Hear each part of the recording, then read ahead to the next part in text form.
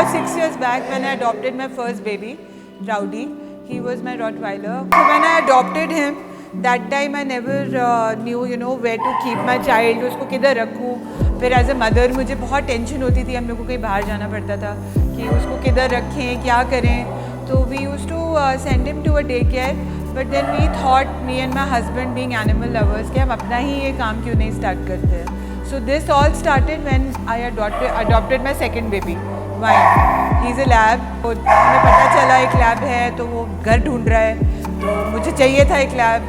तो हम उसको लेकर आए. तो it all started from there. The story started. Then my third child came in, my beagle, जिसको भी हमने रेस्क्यू किया था, हल्चू. Then it was a never-ending story. Then we rescued a German Shepherd. रॉटवाइलर्स तो हमने बहुत सारे रेस्क्यू करे हुए थे.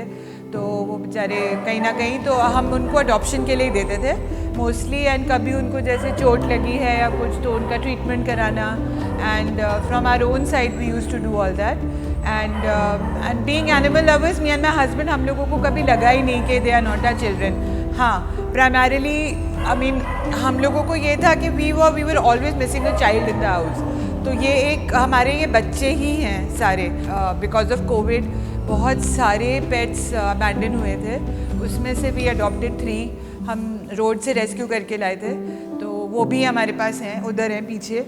और बहुत सारी चीज़ें हैं. उनका ध्यान रखना, उनको प्यार करना, मतलब मेरे लिए तो it's a never ending thing. I just can't imagine my life without them. Yes, Furtails में हमने बोर्डिंग का इसलिए सोचा बिकॉज बहुत सारे पेट पेरेंट्स होते हैं जो कहीं बाहर नहीं जा पाते इवन इन हॉलीडे सीजन. तो जैसे हमें प्रॉब्लम होती थी तो हम लोग को ये लगता था कि उनका ध्यान कैसे रखें, उनको फीडिंग, उनका वॉकिंग, उनका exercising, grooming, everything.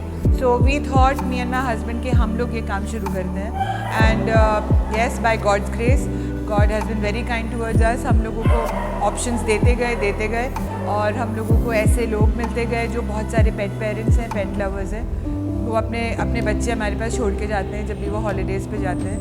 And we make sure, me and my team, it's not just me, my team also 24/7 इनका ध्यान रखते हैं. एंड इट्स नॉट कि रात में कभी भी ज़रूरत हो तो हम अवेलेबल नहीं हैं.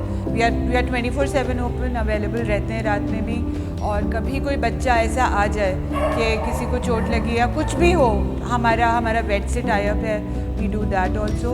और हाँ, बाहर भी जो हैं स्ट्रे पेट्स, उनको भी हम फीड करते हैं सुबह शाम.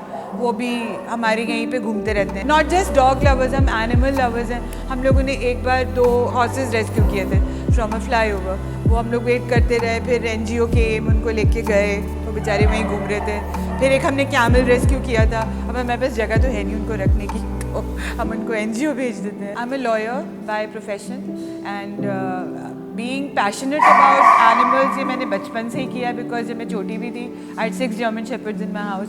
तो बचपन से we have been pet lovers. तो me and my family, all of them. So and this has come to me from my mother. तो मेरी mother was very passionate towards these kids. तो मेरे अंदर भी वही चीज़ आई. एंड एज ए लॉयर मुझे कभी कभी लगता है कि अगर मैं इन लोगों के लिए कुछ कर पाऊँ for animal rights, anything I can do for them which I really want to do, and I'm doing it also. I don't want to boast about it, but मैं करती हूँ अपने एंड पे जितना मैं कर सकती हूँ मैं करती हूँ. That's why I have my team. तो my husband manages the entire place. और मैं आती हूँ, एडमिनिस्ट्रेशन देखती हूँ, बच्चों के साथ खेलती हूँ, उनको बिगाड़ती हूँ और मैं चली जाती हूँ.